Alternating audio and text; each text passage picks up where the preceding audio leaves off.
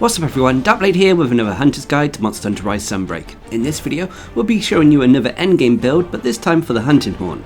Now what is an endgame build? Well, it's a build that is constructed of the rarest armor, weapons, talismans, and Qurio crafting. Although the Qurio crafting isn't to the extent where the skills on the armor augmentations are unobtainable. Now as always, if you find these videos helpful or useful, please consider liking the video as well as subscribing to the channel, as it really does help and allows me to bring you more videos like this for a variety of playstyles for a variety of games. Now when it comes to the Hunting Horn in Monster Hunter Rise Sunbreak, it is actually quite a strong weapon. It's finally broken off the stigma of a support weapon, and while still being able to provide buffs to a hunting party, it's now a fully functional DPS weapon as well. So with that, I present to you the Infinite Sharpness Hunting Horn. This build is a functional DPS build that allows the Hunting Horn user as well as their hunting party to pretty much have infinite sharpness. So for the Infinite Sharpness build, you'll need the Lambent Casque, the Lambent Halberg, the Jagged Gauntlets X, Rathalos Coil X, and the Ingot Greaves X. For your Petalace, this is down to personal preference. Go for the Absolute Petalace if you want some extra health, Demon Petalace if you want some extra DPS. As for your Talisman, I'm using a Talisman that has Critical Eye at level 3 on it, with a tier 3 decoration slot on it. If you can obtain something similar, you'll have similar results here. As for my weapon, I'm using the Magician's Allure, which is the Malzeno Hunting Horn. The main reason we're using this Hunting Horn is because it's not only a strong weapon in its own right in terms of attack, sharpness, dragon attack and more, but it also has the sharpness regeneration and sharpness loss reduction melodies attached to it. But you can use other weapons with this build that have other elements, so long as they have a sharpness reduction loss or sharpness regeneration song attached to them. As for the Qurio crafting, I've gone for a rampage slot upgrade and an attack increase augmentation. As for the rampage decoration and skill, go for one of the anti-species decorations. And speaking of decorations, you've got a fair few to play around with. So I've gone for Wirebug Jaws to max out Wirebug Whisperer, I've then gone for Critical Jaws to max out Crit Boost, I've then gone for Dragon Jaws to max out Dragon Attack. Remember, if you're using a different Hunting Horn that has a different element, you can replace these Dragon Jaws to match whatever new element you are using if you want. I've then gone for Tenderizer Jaws to max out Weakness Exploit, Brace Jaws to max out Flinch Free, Expert Jaws to max out Critical Eye, and then a Sonorous Jaw for pointing the Horn Maestro skill. So if you've done what I've done here, you'll have a build with a raw attack of 397, with a dragon attack of 37. You'll also have purple sharpness, which should maintain its purple sharpness thanks to the song melodies we have. You'll also have 40% base affinity, which can be 100% when you take into account skills like Weakness Exploit and Agitator.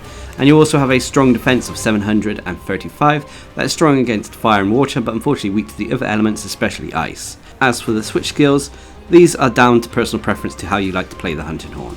So as for the skills, first of all you have attack boost at level 7, increasing the raw attack of this build, and at level 4 or above grants us a percentage bonus to our raw attack.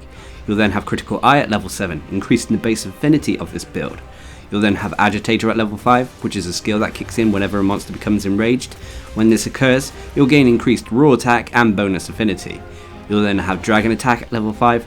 Dragon Attack is a skill that increases the dragon rating and thus the dragon damage of this build.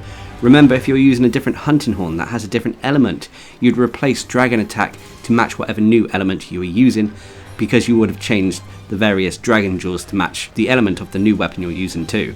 You'll then have Critical Boost at level 3. Critical Boost is a skill that increases the damage of our attacks whenever they crit a monster, but only applies to the raw portion of an attack, not the elemental portion. But this build focuses more on raw attack than elemental attack, so it's definitely going to take advantage of this skill. You'll then have Weakness Exploit at level 3. Weakness Exploit is a skill that gives us bonus affinity whenever we're attacking monster weak points. This bonus can be up to 50%. You'll then have Windproof at level 3, ignoring all wind effects on our hunter. You'll then have Flinch Free at level 3, negating knockback from monsters and especially our allies.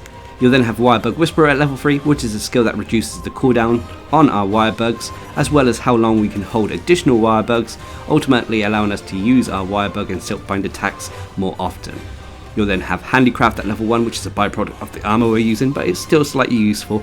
That increases the sharpness gauge of whatever weapon we are using.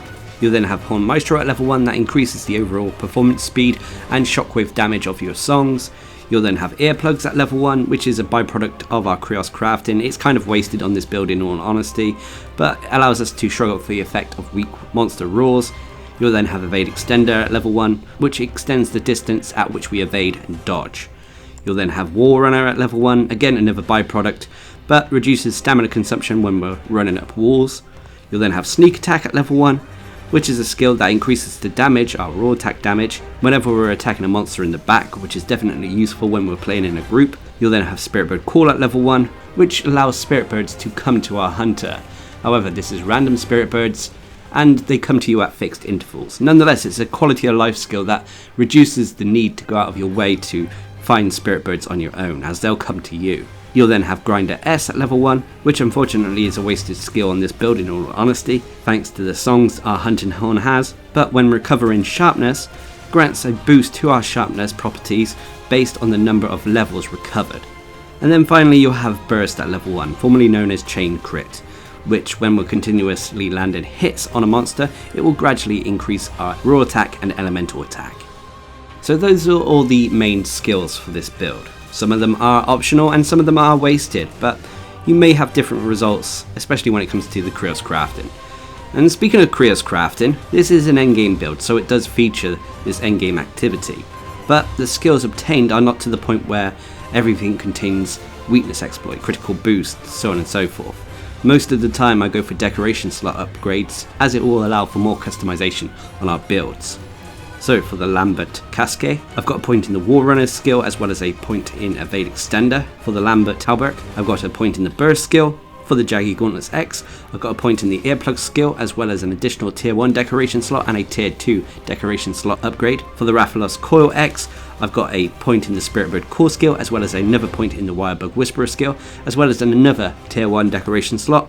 And then finally for the Ingot Greaves X, I've got a point in the Grinder S skill, another additional tier 1 decoration slot and another tier 2 decoration slot upgrade. So there we have it, that is the Infinite Sharpness build. But every build out there, even these endgame builds, they all come with various pros and cons. No build is absolutely perfect.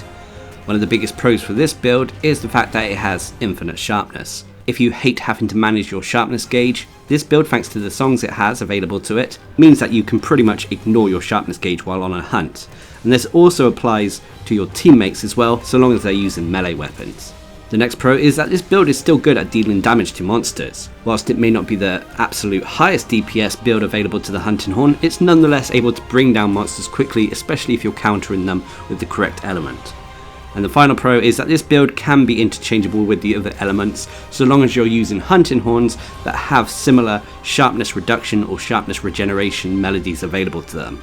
But of course there are cons. One of the biggest cons for this weapon is that the melodies are unfortunately a little bit wasted when you're grouped up with gunners. Bow users, light bowgun users and heavy bowgun users won't feel any of the bonus sharpness effects from our melodies, meaning that it's wasted on them. And the final con is that this build is slightly lacking when it comes to defensive skills. It's more focused on dealing damage and quality of life through your sharpness regeneration, so you have to be aware of this when taking on monsters. But regardless, this is a great quality of life build that is not only good when it comes to dealing damage, but thanks to the fact that we don't have to worry about our sharpness gauge, it means that we don't have to worry about the reduction in our damage output when we're fighting monsters for prolonged times, making this one of my personal favourite Hunting Horn builds out there. But what are your thoughts? Please leave a comment down below, and until next time, I've been Darcblade, bringing you a build for the Hunting Horn in Monster Hunter Rise Sunbreak.